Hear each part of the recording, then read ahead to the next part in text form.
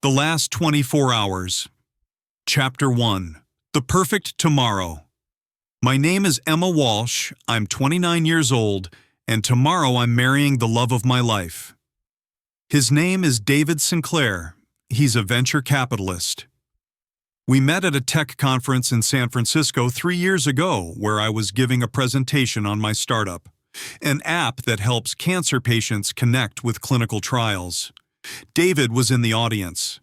After my talk, he approached me at the coffee station and said, "That was the most inspiring pitch I've heard in 5 years. Can I take you to dinner?" I said yes, even though I had a rule about not mixing business with pleasure. Something about him felt different. Maybe it was the way he listened when I talked about my mother's cancer diagnosis. The way his eyes softened when I explained that the app was built from my own desperate search for treatment options that might save her. Or maybe it was just that he was 6 feet tall with dark hair and green eyes, and the kind of smile that made you feel like you were the only person in the room. We've built a beautiful life together, a loft apartment in Lower Manhattan with exposed brick walls and floor-to-ceiling windows. Sunday mornings at the farmer's market buying flowers we don't need. Late nights working side by side. Him on his laptop analyzing investment portfolios, me debugging code and answering desperate messages from patients who'd found our app and saw it as their last hope. My mother loved him. Before she died, 2 years ago now, the cancer finally winning despite everything we tried, she told me that David was the kind of man you marry. He looks at you like you're the answer to a question he's been asking his whole life, she said. She was in hospice then, her voice already fading, but she was clear about this.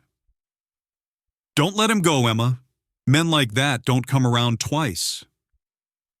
Tomorrow we're getting married at a boutique hotel in the Hamptons. 150 guests. A dress that cost more than my first car. A photographer who's shot 3 royal weddings. My best friend Maya is my maid of honor. David's brother Jake is his best man. Everything is perfect. Today is my last day as Emma Walsh. Tomorrow, I become Emma Sinclair. Tomorrow, everything changes. Except it's changing right now, 12 hours before I expected it to. I'm at my apartment in Manhattan, the one I've kept, even though I practically live at David's place, doing final preparations. My wedding dress hangs in the closet, like a promise waiting to be kept. Maya is supposed to arrive any minute to help me pack the last of my things and drive out to the Hamptons together. My phone buzzes. A text from an unknown number. "Emma, this is Claire Morrison. I need to talk to you before your wedding. It's urgent. Please call me." I don't know anyone named Claire Morrison. I stare at the message for a long moment, my thumb hovering over the delete button. It's probably spam, some scammer who got my number and is trying to ruin my wedding with fake drama. But something about the phrasing, "before your wedding," makes me hesitate. How would a scammer know I'm getting married tomorrow? My wedding hasn't been announced publicly. We're keeping it small and private, just family and close friends. I call the number. A woman answers on the first ring. "Emma?" "Yes. Who is this?" "My name is Claire Morrison. I'm David's ex-wife." The world tilts. "David's what?" "His ex-wife. We were married for 6 years.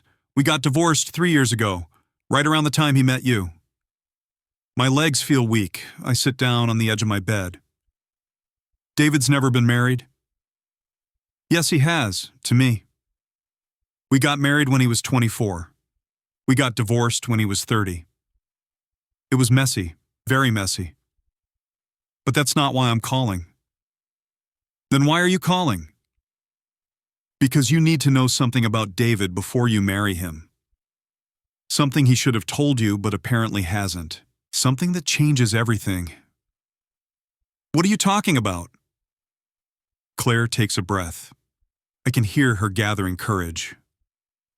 David has a daughter. Her name is Sophia. She's 6 years old.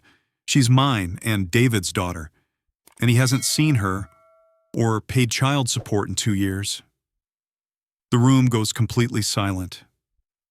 I can hear my own heartbeat loud and fast, pounding in my ears like a warning. That's not true, I say.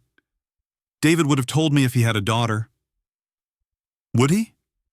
Has he told you he was married? Has he told you about me at all?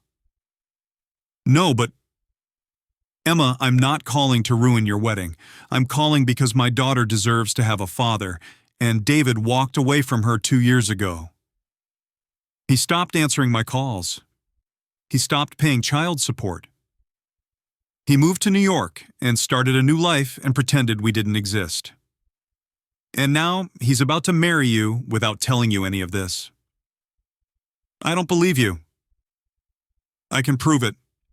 I have pictures. I have the divorce decree. I have 2 years of unanswered texts and voicemails. I have bank statements showing that he hasn't paid a dime in child support. I can send you all of it right now. Why now? Why are you calling me the day before my wedding?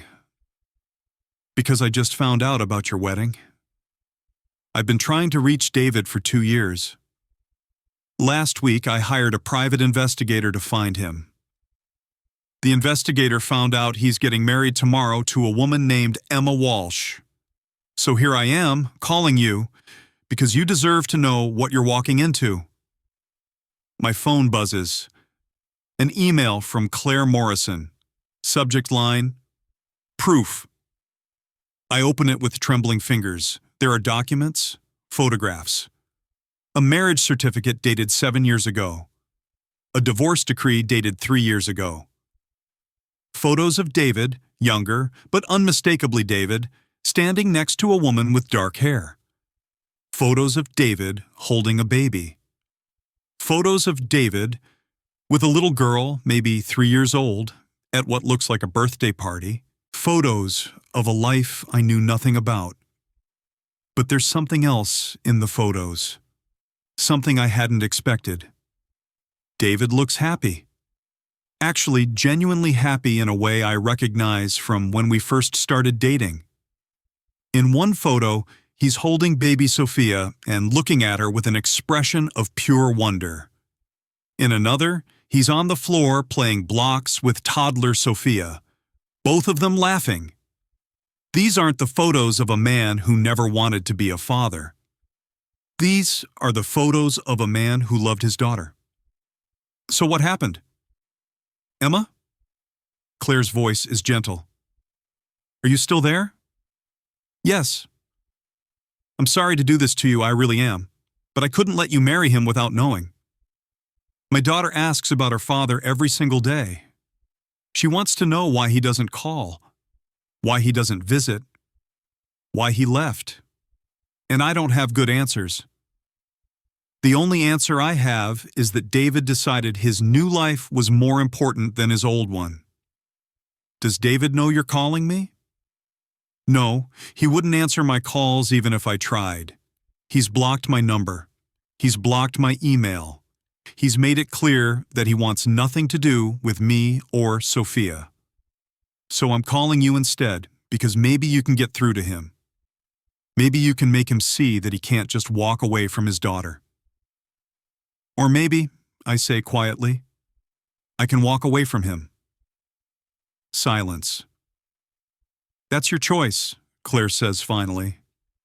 But whatever you decide, you should decide it knowing the truth. Not the version of himself that David has been selling you, but the truth about who he actually is. She hangs up. I sit on my bed, staring at the photographs on my phone. David with a baby. David with a little girl. David with a whole life he never mentioned. And in every photo, until the very last ones, he looks like he's exactly where he wants to be. My phone rings again. It's Maya. Hey, I'm downstairs. Are you ready? We need to leave in 30 minutes if we're going to beat traffic to the Hamptons. Maya, I say, come up. I need to show you something. Chapter 2. The Confrontation. Maya reads through the emails twice. She looks at every photograph. She reads the divorce decree carefully, like she's looking for some kind of loophole that will prove it's all fake. Holy shit, she finally says. Yeah. David has a daughter. Apparently. And he never told you? No. And he hasn't seen her or paid child support in 2 years. According to Claire, yes. Maya sits down on my couch. She looks like someone just hit her with a brick. Maya has known David almost as long as I have. She was there for our first anniversary dinner. She was there when David proposed on a rooftop in Brooklyn at sunset. She helped me pick out the wedding dress. She loves David. Or at least, she loved the version of David we both thought existed. What are you going to do? She asks. I don't know. I need to talk to David. I need to hear his side of this. You think there's a side of this that makes it okay? I don't know. Maybe Claire is lying. Maybe she's a crazy ex trying to ruin his life. Emma. Maya looks at me directly. Those photos are real. That marriage certificate is real. That divorce decree is real. David was married and he never told you. He has a daughter and he never told you. Even if Claire is exaggerating about the child support, even if there's more to the story, the basic facts are true. David lied to you about his entire past. I know. But look at these photos, I say, zooming in on one where David is holding baby Sophia. He loved her. You can see it in his face. So something must have happened. Something that made him leave. And I need to know what that was before I make any decisions. Emma, don't make excuses for him. I'm not making excuses. I'm trying to understand. There's a difference. Maya drives. I sit in the passenger seat, staring out the window, watching Long Island blur past. It's a beautiful spring day, the kind of day that should feel full of possibility. Instead, it feels like the world is collapsing in slow motion. I keep replaying every conversation David and I have ever had about his past. He told me he grew up in Connecticut. He told me his parents died in a car accident when he was in college. He told me he put himself through business school. He told me he'd had relationships before me, but nothing serious. He told me I was the first woman he'd ever wanted to marry. But he also told me once, when we were lying in bed at 3 a.m. after too much wine, that he was afraid of failing at the things that mattered most, that he had a pattern of running away when things got hard, that he was working on it with his therapist, but it was something he'd been doing his whole life. At the time, I thought he was talking about work, about business deals, about the fear of professional failure. But maybe he was talking about Sophia. We arrive at the hotel in the Hamptons at 3 p.m. It's a beautiful property, white clapboard buildings, immaculate gardens, ocean views from every window. This is where we're supposed to get married tomorrow. This is where we're supposed to start our life together. I find David in the hotel's garden talking to the event coordinator about table arrangements. He's wearing jeans and a white button-down shirt with the sleeves rolled up. He looks relaxed, happy. He has no idea what's coming. David, I call out. He turns and sees me. His face lights up. Emma, you're early. I thought you weren't coming until tonight. We need to talk privately. Something in my voice makes him stop smiling. The light in his eyes dims. He knows. Somehow, he knows that whatever I'm about to say will change everything. What's wrong? Privately, I repeat. We go to his room. It's a suite overlooking the ocean. Tomorrow, this was supposed to be our honeymoon suite. Now, it feels like a courtroom. What's going on? David asks. You're scaring me. I pull out my phone and show him the email from Claire. I watch his face as he reads it. I watch him go pale. I watch something die in his eyes. Emma, is it true? Were you married? He doesn't answer immediately. He sits down on the edge of the bed. He puts his head in his hands. When he looks up, his eyes are red. Yes, he finally says. I was married. Do you have a daughter? Yes. The word hits me like a physical blow. Even though I already knew the answer, hearing him say it makes it real in a way it wasn't before. Why didn't you tell me? David stands. He walks to the window. He's not looking at me.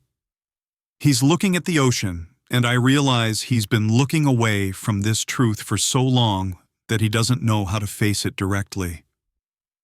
Because I'm ashamed, he says quietly. Because I'm the kind of man who walked away from his daughter, and I knew that if I told you, you'd see me differently.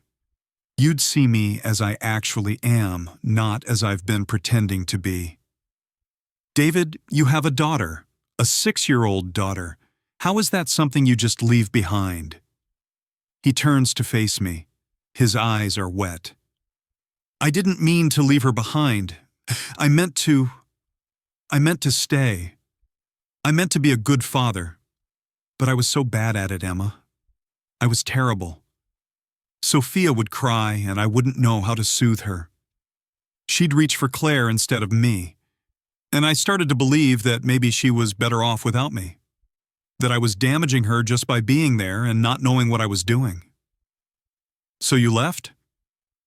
Not at first. At first I just pulled back, worked more, traveled more, made excuses. And then Claire and I got divorced, and suddenly I had this clean break. This opportunity to start over. And I told myself it was better for Sophia if I just wasn't there. If she had one parent who knew what she was doing, instead of 2 parents who were constantly fighting. That's not how it works, David. Children need their fathers even when their fathers are imperfect. I know that now, but 2 years ago, I was convinced that the best thing I could do for Sophia was disappear. Let her grow up thinking I was just a mistake. Just someone who didn't work out. Better that than growing up watching me fail at being her father over and over again. I sit down. The anger I came in with is being replaced by something more complicated. Something that feels like grief. When you met me, I say slowly, you saw an opportunity to be someone different. Someone who didn't have a failed marriage. Someone who didn't have a daughter he'd abandoned. You saw a chance to reinvent yourself. Yes. And you thought if you just never mentioned Claire or Sophia, they'd somehow stop existing. I thought I could be the man you deserved, the man I should have been. I thought maybe with you, I could finally get it right. But you can't get it right by lying, David. You can't build a new life by pretending your old life never happened. I know that now. Do you? Or do you just know that you got caught? He flinches. That's not fair. Isn't it? If Claire hadn't called me, would you have told me? Ever? Or would you have married me tomorrow and just hoped I never found out? David doesn't answer. The silence is its own answer. I saw the photos, I tell him. The early ones, when Sophia was a baby. You looked happy, David. You looked like you loved being a father. I did love it for about 6 months. And then the reality set in. The exhaustion, the constant crying, the feeling that I was failing every single day. And I couldn't handle it. I couldn't handle being that imperfect. So I found reasons to work late, to travel, to not be there. And when the divorce happened, it felt like relief. like I'd been drowning and suddenly I could breathe again. And then I moved to New York and met you. And you made me feel like maybe I wasn't the failure I thought I was. Like maybe I could be good at something, at us. But you were lying to me the entire time. I was lying to myself first, and then to you. I stand, I pace. My mind is racing through 3 years of memories, looking for signs I missed. Moments when David seemed evasive. Times when he changed the subject when I asked about his past. The way he never wanted to talk about having children of our own, always saying, someday, but never when. What were you going to do when I wanted to have kids? I ask. Were you going to tell me then? Or were you going to keep lying? Tell me you couldn't have children? Make up some medical reason? I don't know. I hadn't thought that far ahead. That's the problem, David. You never think ahead. You just react. You run. You create new lives when the old ones get complicated. You're right. You're absolutely right. And I'm sorry. I'm so sorry, Emma. I love you. I want to marry you. But I understand if you can't forgive this. I don't know if I can, I say honestly. I don't know if I can marry someone who's capable of walking away from their child. Who's capable of lying to me for 3 years. Who's capable of building a whole relationship on a foundation of omissions. What do you need from me? I need you to leave. I need time to think. Emma, please, David, just leave. He leaves. The door closes behind him with a soft click, and I'm alone in what was supposed to be our honeymoon suite, trying to understand how the man I love became someone I don't recognize. Chapter 3, The Daughter. I don't sleep that night. I lie in bed staring at the ceiling, my mind cycling through the same questions over and over.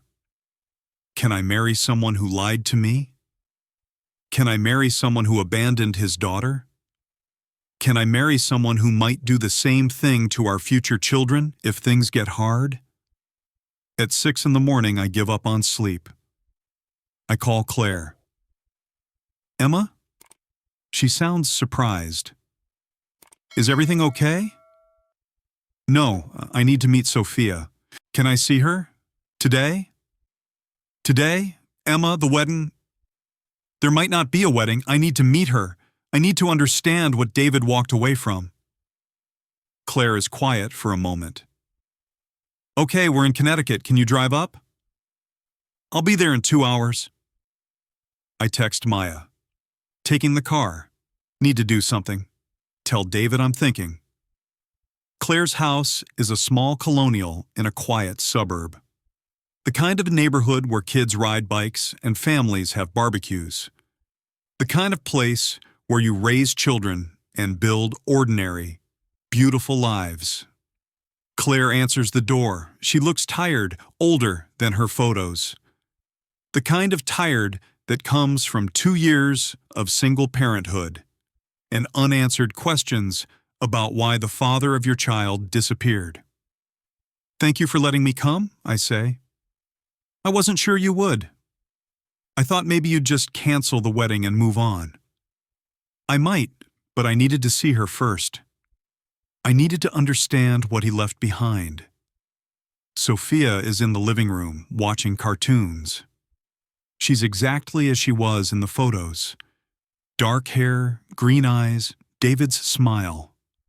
But there's something in her posture, in the way she holds herself, that speaks of a child who's learned not to expect too much. Sophia, honey, Claire says. This is Emma. She's a friend of your daddy's. Sophia looks up. Do you know where my daddy is? The question hits me in the chest, so direct, so honest. 6 years old and already learning to ask the question that will define parts of her childhood. Yes, I tell her. I know where he is. Is he coming to see me? I don't know. Maybe. Mommy says maybe he will, but he hasn't yet. I sit down on the couch next to her. Can I ask you something, Sophia? Okay. Do you remember your daddy? A little bit. He used to read me stories, and he would make funny voices. But then he stopped coming. Mommy says he's very busy with work. I look at Claire. She gives me a small, sad smile. It's easier than telling a 6-year-old that her father chose to leave. Do you miss him? I ask Sophia. She nods. Sometimes, especially when other kids at school talk about their daddies. I want to talk about mine too, but I don't have anything to say. What would you say if you could? Sophia thinks about this seriously. I would say that my daddy has green eyes like me, and that he's tall, and that he used to make me laugh, and that I wish he would come back. Something breaks inside me, this child, this beautiful, honest, heartbroken child, waiting for a father who decided it was easier to start over than to show up. Can I show you something? Sophia asks. Sure. She runs to her room and comes back with a drawing. It's a picture of a house. There are stick figures in the windows, a mom, a little girl, and an empty space where a dad should be. I drew my family, she says, but I left a space for Daddy in case he comes back. I take the drawing, I stare at that empty space, that absence, that hope that refuses to die even after 2 years of abandonment. This is beautiful, I tell her. You can have it if you want, since you know my daddy. Are you sure? Yeah, maybe if you have it, you can give it to him, and he'll see it and remember me. I fold the drawing carefully and put it in my purse. I'll make sure he sees it, I promise. After Sophia goes back to her cartoons, Claire and I sit in the kitchen. She's amazing, I tell Claire. She is. She's stronger than I was at her age, stronger than I am now, probably. Can I ask you something? What happened?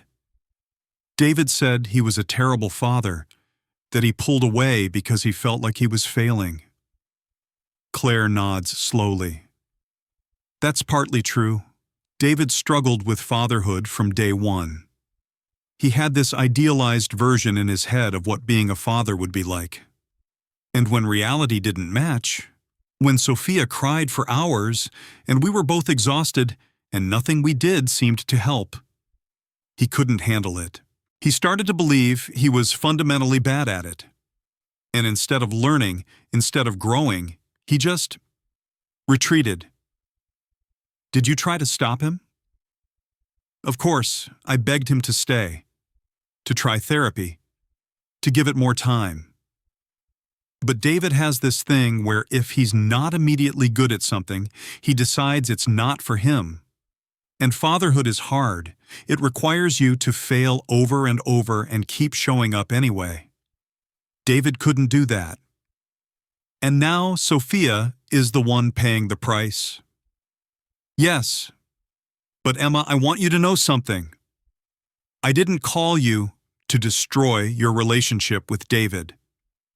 I called you because Sophia deserves the truth.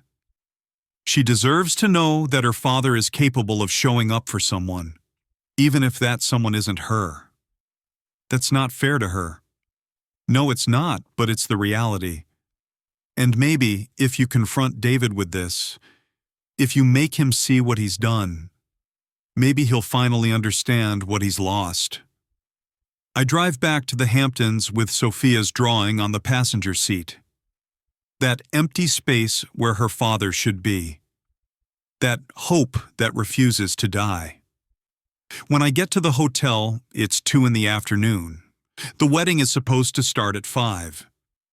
Guests are already arriving. The florist is setting up. The photographer is checking light levels. Everything is proceeding as planned, except the bride doesn't know if there's going to be a wedding. I find David in his room. He's in a dress shirt and slacks, getting ready. When he sees me, hope flares in his eyes. Emma, I wasn't sure you were coming back. I need to show you something. I pull out Sophia's drawing. I unfold it and place it on the bed between us. This is what you left behind, I tell him. A 6-year-old girl who draws pictures with an empty space for her father. A child who tells strangers she wishes her daddy would come back. A human being you created who spends every day wondering why she wasn't enough to make you stay. David stares at the drawing, his face crumbles. I can't look at this. Yes, you can. You have to. Because this is the truth, David. This is what your fear of failure created.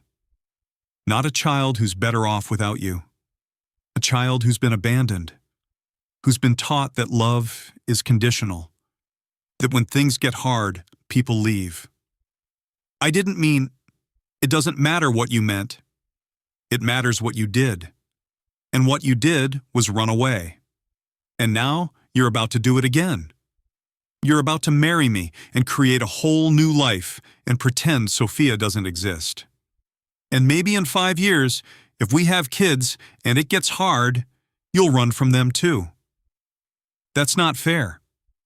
Isn't it? What makes me different from Claire? What makes our hypothetical future children different from Sophia?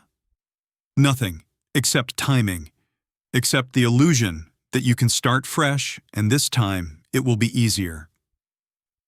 David sits down. He picks up the drawing.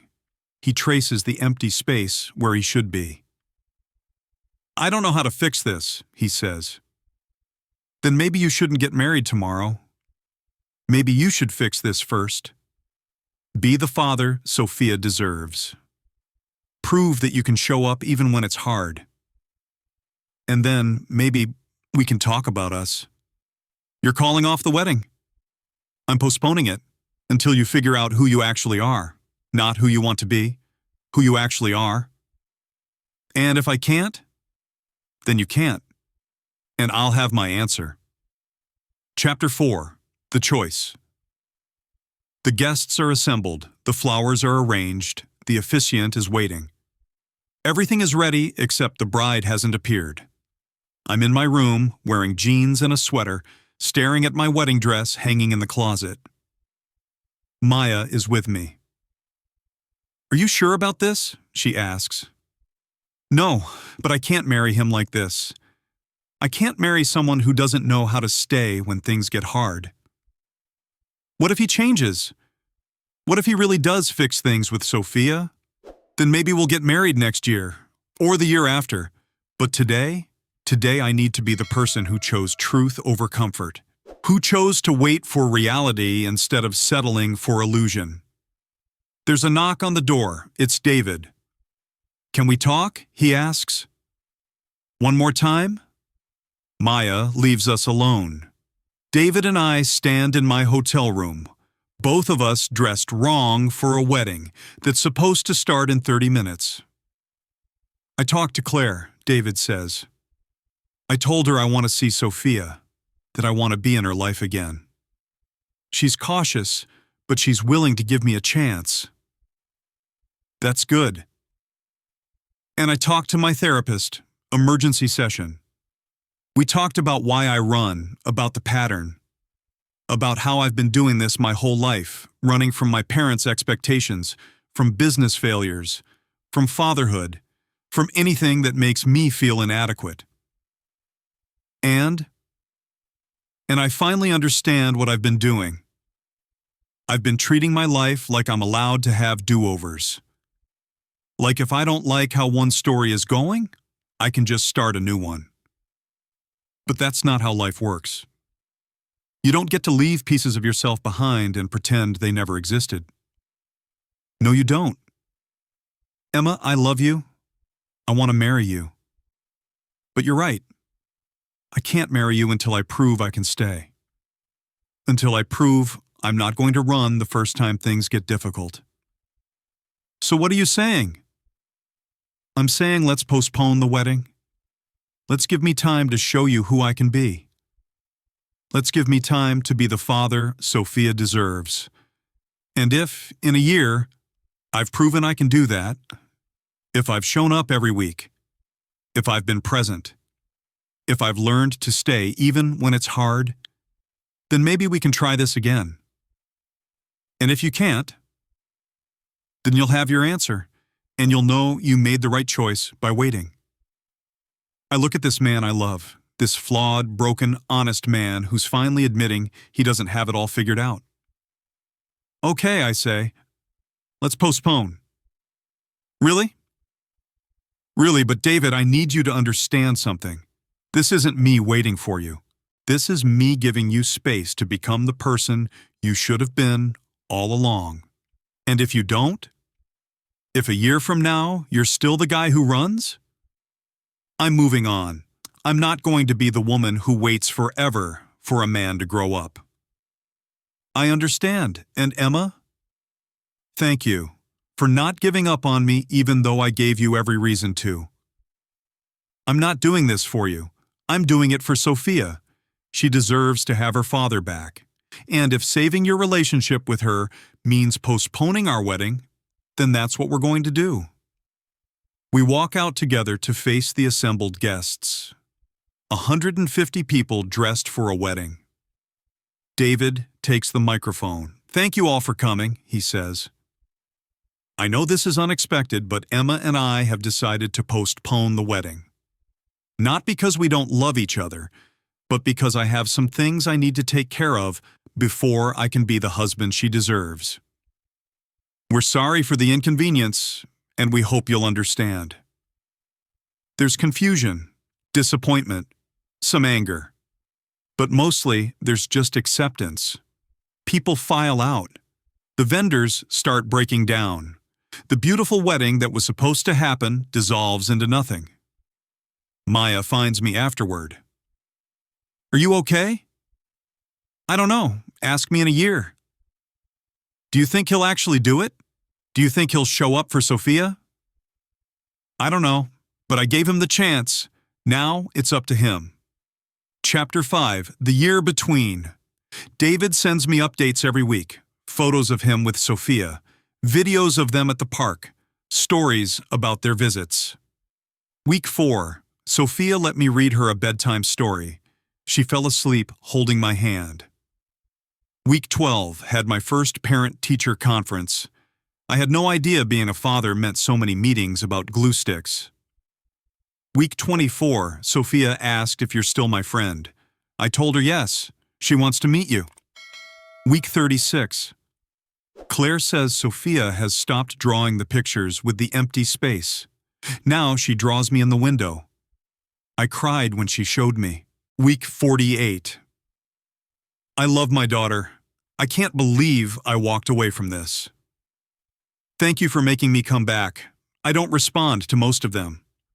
I just read them and file them away and try to focus on my own life. My company raises its Series A, $5 million from investors who believe in what we're building. I hire 15 people. We expand to 35 states. I'm working 16-hour days and loving every minute of it. Maya sets me up on dates. I go on 3. They're all fine. The men are nice, successful, interested, but none of them are David. At month 9, I get a call from Claire. Emma, I wanted to thank you. Whatever you said to David, it worked. He's been coming every week. He hasn't missed a single visit. Sophia she's happier than I've seen her in years. She talks about her daddy constantly. She's healing. I'm glad. And David is different too. He's more present, more engaged. He's not just going through the motions. He's actually enjoying being a father. That's what I hoped would happen. Do you think you'll marry him? After all this? I don't know. I'm trying not to think about it until the year is up. Well, for what it's worth, I think he loves you. And I think you're good for him. You make him want to be better.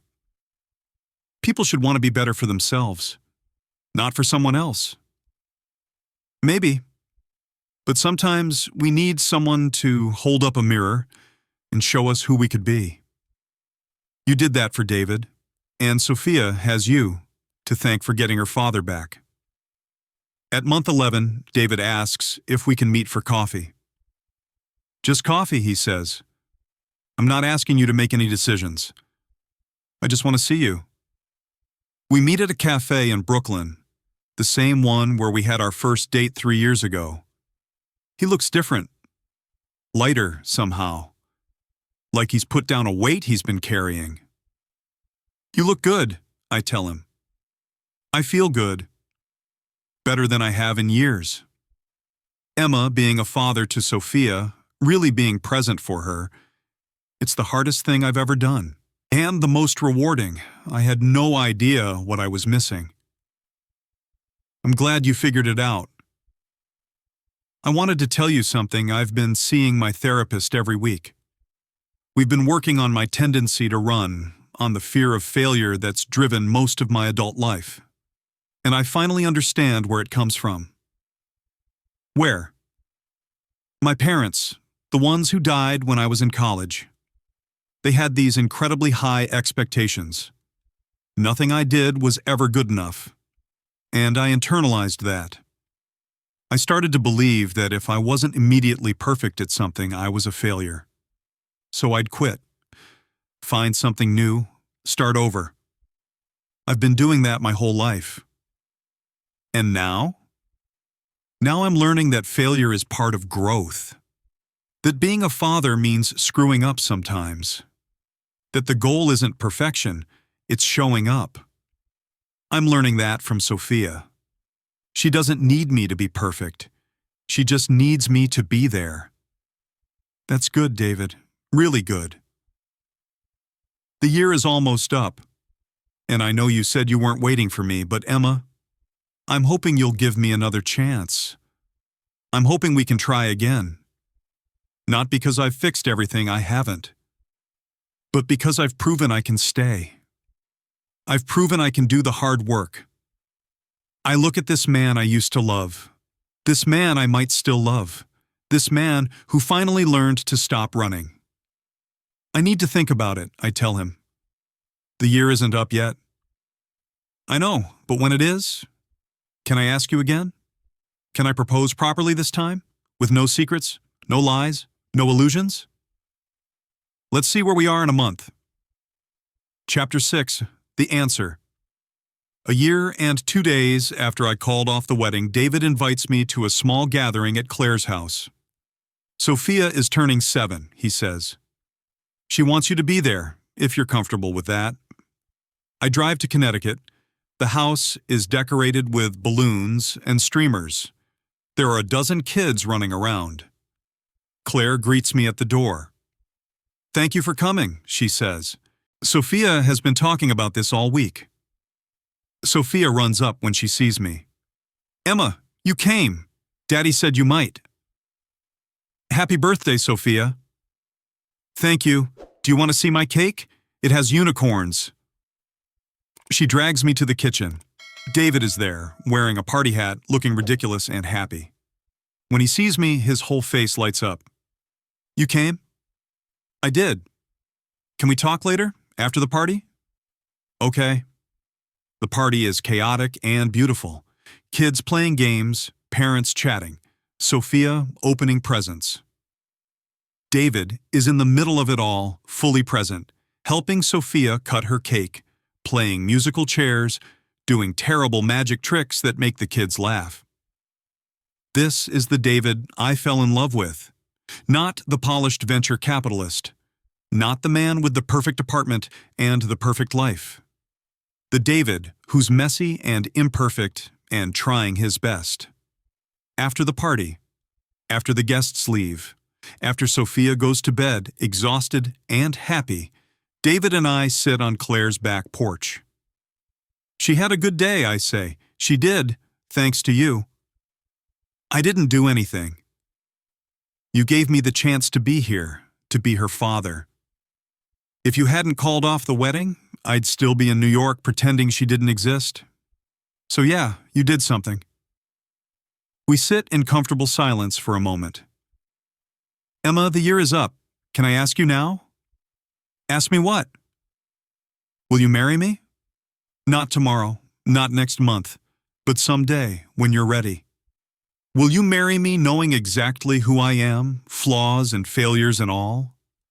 I look at the house, at the light in Sophia's window, at the life David has rebuilt from the ruins of what he destroyed. I don't know, I tell him honestly. I love you. I never stopped loving you. But I also learned this year that I'm okay on my own, that I don't need to get married to be happy, that my company and my work and my life are enough. I know that. And I'm not asking you to give any of that up. I'm just asking if there's room in your life for me too. Maybe. But David, if we do this, if we try again, I need you to promise me something. Anything. Promise me that the first time things get hard, you won't run. Promise me that if we have kids and it's exhausting and difficult, you won't disappear into work. Promise me that you've actually changed, not just performed change for a year to win me back. I promise. I'm not the same person I was a year ago. And I'm not going to stop working on myself just because we get back together. I'm going to keep going to therapy. I'm going to keep showing up for Sophia. I'm going to keep trying to be the person you deserve. And what if you fail? What if you screw up? Then I'll fail, but I won't run. I'll stay and fix it. That's the difference. I think about the woman I was a year ago. The woman who was about to marry a man she didn't really know. The woman who chose truth over comfort. Who chose to wait for reality instead of settling for illusion. I think about who I've become in the year since. Stronger, more successful, more certain of what I need. Okay, I say. But we're not getting engaged again, not yet. We're going to date, really date. Get to know each other without the pressure of a wedding. And in a year, if we're both still sure, you can ask me again. Really? Really? But David, if you run this time, I'm done. I'm not waiting another year. I'm not postponing another wedding. This is your last chance. I understand. And Emma? Thank you for giving me this chance, for not giving up on me even though I gave up on myself. I didn't do it for you. I did it because I wanted to see if people can really change, if love is stronger than fear, if second chances actually work. And what's your verdict? Ask me in a year. Epilogue, 2 years later. We get married on a Tuesday afternoon in October. Small ceremony. 20 people. Maya is my maid of honor. Sophia is our flower girl. David's vows make me cry. Emma, 2 years ago, you taught me that love isn't about running towards someone. It's about learning to stay, to show up even when it's hard, to choose growth over comfort. You gave me back my daughter. You gave me back myself. And now, I'm asking you to give me the rest of your life. I promise I won't waste a single day of it. My vows are simpler. David, you taught me that sometimes the person you love most is the person who needs to become someone else before they can love you right. You did the work. You changed. You proved that second chances aren't just about hoping, they're about doing. I love who you've become, and I'm excited to see who you'll become next. At the reception, Sophia gives a speech. Emma isn't my stepmom yet, but she's my friend. She's the one who made my daddy come back. And now we're going to be a family. A real family. With no empty spaces. Claire is there too, with her new boyfriend. After the ceremony, she hugs me. Thank you, she says, for everything. You don't have to thank me. Yes, I do. You gave my daughter her father back. That's not nothing. David and I don't go on a honeymoon. Instead, we spend a week with Sophia, the three of us together, building the family we're going to become. On our last night, After Sophia is asleep, David and I sit on the porch of the house we're going to move into, a renovated Victorian in Connecticut, close to Claire, close to Sophia's school. "Are you happy?" he asks. "Yes. Are you?" "More than I've ever been." "Emma, I need to tell you something." "What?" "I'm scared. Every single day, I'm scared I'm going to screw this up, that I'm going to fall back into old patterns, that I'm going to run. That's normal. How do you live with it? The fear? You just do. You feel the fear, and you stay anyway. You do the work, you show up, and eventually, the fear gets smaller. Not gone, but smaller. And what if it doesn't? What if I'm always going to be the guy who's one bad day away from running? Then I'll remind you why you stay. And if that doesn't work, Sophia will. She's pretty good at reminding you what matters. We sit in comfortable silence, watching the stars. Building a life together. One day at a time. One choice at a time. One moment of staying when running would be easier. 3 months after the wedding, my company goes public. We're valued at $200 million. I'm on the cover of Forbes. The woman who turned grief into hope. 6 months after the wedding, David starts a new venture capital fund focused exclusively on healthcare startups founded by people who've experienced medical trauma. Companies founded by people who understand suffering, he says, tend to build solutions that actually help. 8 months after the wedding, Sophia asks if she can call me Mom Emma. "You already have a mom," I tell her. "I don't need you to call me Mom. I just need you to know I love you." "But I want to," she says, "because you're part of my family now, and family gets names." So I become Mom Emma, and David becomes Daddy, and Claire becomes Mom, and somehow, impossibly, we make it work. A year after the wedding, I'm pregnant. David is terrified and excited in equal measure. Sophia wants to name the baby Unicorn, which we gently decline. "Are you ready for this?" I ask David one night. We're lying in bed, my hand on my barely there stomach. "No, but I'm staying anyway." "Good answer." "Emma?" "Yeah?" "Thank you for calling off the wedding, for making me face what I'd done, for giving me the chance to fix it before it was too late. You did the hard part, I just pointed you in the right direction." "Still, thank you." Our daughter is born on a Tuesday in June.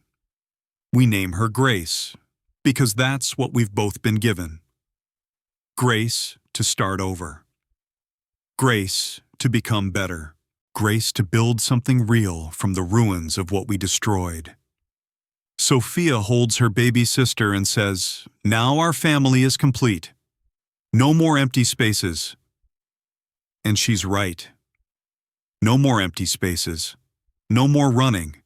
No more pretending. Just the messy, complicated, beautiful reality of people who chose to stay even when leaving would have been easier.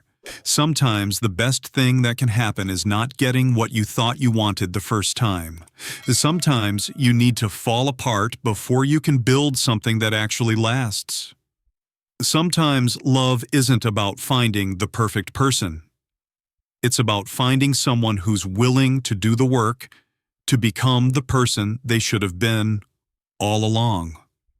And sometimes, if you're very lucky, they actually do the work.